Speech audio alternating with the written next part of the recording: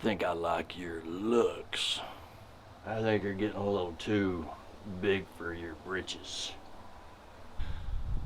Somebody needs to cut you down to size.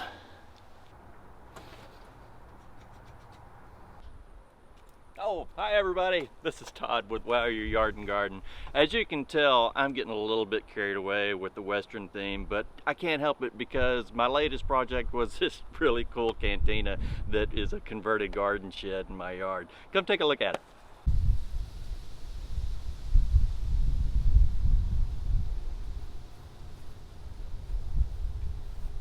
So welcome to my cantina. I'll tell you what, this was a really fun project to do. It's hard to believe that just a couple of weeks ago this was nothing but a fallen apart old garden shed that we just took and cut out some holes in it, put up some wood. It turned out fantastic.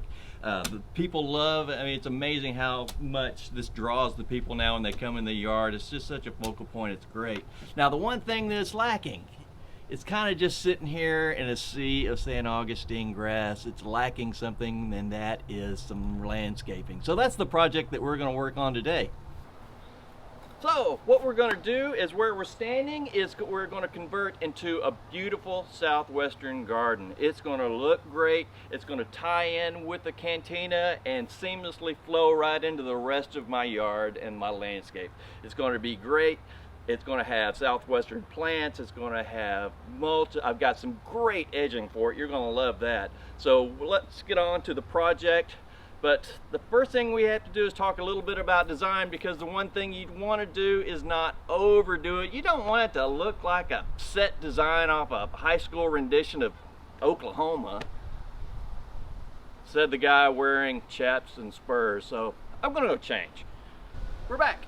Okay, as you can see, I've got some black lines that I've drawn on the ground. That's basically where I'm going to be putting my beds in. So the plan is to have a walkway coming out of this door that is eventually going to be flagstone, but there's going to be planting beds on either side. Then I've got some edging that I'm going to put on the outside of it. And I'm going to do basically the same thing on the other side, but it's got the walkway already in place.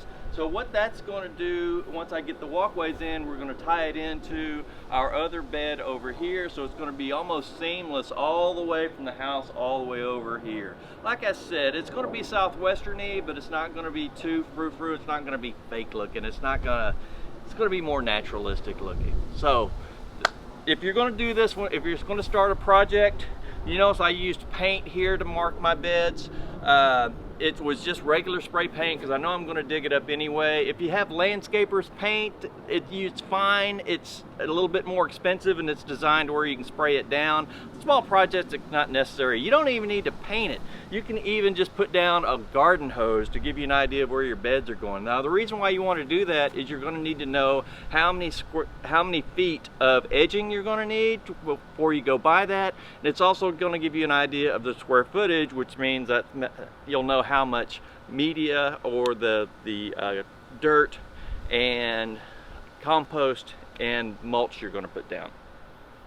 So this project is going to be about 100 to 120 square feet of beds. That's a perfect size job that one person can do. It can be done in one weekend. It doesn't require any special tools. It's one of my favorite sizes to do. So let's talk a little bit about what we're going to do with the grass that's in place. There's a lot of different ways that you can do that to get rid of it. Some people will come in and spray weed killer down. Not my favorite way to do it, because one, when you spray the weeds or spray the grass, it takes 2 weeks or so for the grass to eventually die all the way out, and I don't have that kind of patience. I mean, and so you're going to miss stuff. You're not going to have perfect coverage on it, and I'm not even going to talk about whether weed killers are carcinogenic or not, or if it's a healthy thing to do. That's a topic for a different video altogether. Nope, we're going to dig this out. Legal notice. Anytime before digging, make sure you contact the local authorities to make sure you're not hitting any electrical lines, water lines, gas lines, etc. Okay, first off, let's talk about tools. This is a shovel. This one in specific is called a sharpshooter. It's great for little bitty crevices. It's primarily used for digging trenches. This is not the best shovel for this job, but if I need to get into some nooks and crannies, I might need it. Next, this is a rounded shovel. I like this shovel a lot. It's got a big long handle on it. It's fiberglass, it's tough. Still not my favorite tool for this job though. If I do need to move some dirt around, and if I had sandier soil, this might be the right tool, but I'm not using this one. For this job, we're whipping out this bad boy, a mattock, also known as a mattocks, also known as a pickaxe. I've also heard it called a grubbing hoe. A lot of names for this serious tool. It's big and heavy, got a nice fiberglass handle on it, got a flat blade on one side and this pointy dagger on the other. It is Jason Voorhees approved. It's going to do exactly what we need to do. It's going to move some dirt.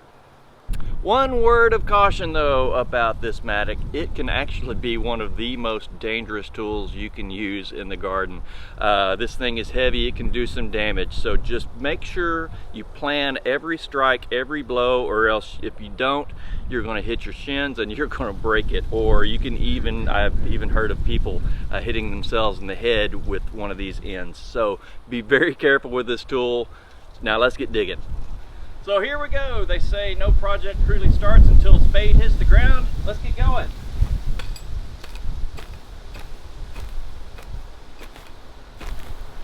Just keep in mind, once you get going, plan ahead.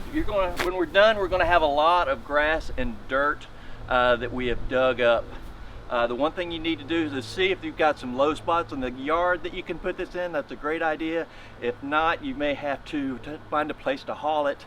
Most municipalities will take it, and since this is going to be clean dirt, meaning it's clean fill dirt, it's not filled with trash or anything, a lot of people are looking for that. So plan ahead and make sure you have a place to put your dirt when you're done with it. So we got her done. It took about an hour and a half of good digging with our mattock, and we got it all dug out. We got the dirt hauled away and grass. We only went just enough to get the grass out of there. It went perfect. And then Mother Nature showed up. Since you've seen us last, we had a tornado touchdown 5 houses down. We had another storm come through with straight line winds of 70 miles an hour. We had highs of 90, and we've had lows in the 30s. It's what we like to call in Texas fall. So it's been challenging, but I am so excited about this project because we've got the next thing that is probably going to be my favorite part of the whole project, and that is edging. So let's go take a look at what I have in mind for that. All right, given this is a southwestern garden and I'm really excited about it, I wanted something to do really cool with the edging on this, and that's why I decided to go with Oklahoma cut stone. This is 6-inch cut stone. Look at the colors on this. Isn't that fantastic? That just brings out the desert right there. That just looks cool. We're gonna lay this down. We're gonna put it down around the outside, and it's gonna be fantastic. I went ahead and put down a few of like one bed just to see how it's gonna look, and let's go show you. You're gonna be excited. So here we are with our Oklahoma cut stone. This is 6-inch Oklahoma cut stone, and that just tells you how wide and how tall it is. I got this from a local stone yard, and I basically got it's sold by the pound, but I got about 50 linear feet of it. So what I'm going to do here is start installing this around the rest of this bed. Now, one thing you need to keep in mind is that on these stones there's always going to be a pretty side and a dull side. So make sure you inspect every one before you decide to put it down, because you're going to need you're going to need the pretty side up. Next thing you're going to notice is that I'm not using any mortar with this. One of the reasons for that is I think that when I put it down, because I'm going to have soil coming up on one side and I'm going to have flagstone on the other, I don't think this is going to go anywhere. So that's going to make it really easy to do. The other thing I'm not doing, you might notice, is I'm not digging out any like a trench here and putting sand down. If you have really rocky soil, or if you can't get it down and you can't get them leveled, that might be something you have to do, but I think I can get away without doing it. So this is going to go down really fun and easy. So let me show you. You can stand on it. Once we get it set, I don't think it's going anywhere. So the next one, this is another long one, excuse me Argus, is gonna go down right here next to it. So what I like to do is just kind of move it around and get it solid. Once again, I don't think that's going anywhere. We've got a little crevice here. One thing what you need to keep in mind is these stones come in lengths between 2.5 to less than a foot long. So use your long ones where it's straight. And as you can see, we've got our edging in. It looks fantastic. I'm so happy with this Oklahoma cut stone edging. I just can't get enough of it, but it was the death of me putting it in there. Just kidding. I'm Todd, and I'm sure hope you enjoyed viewing us.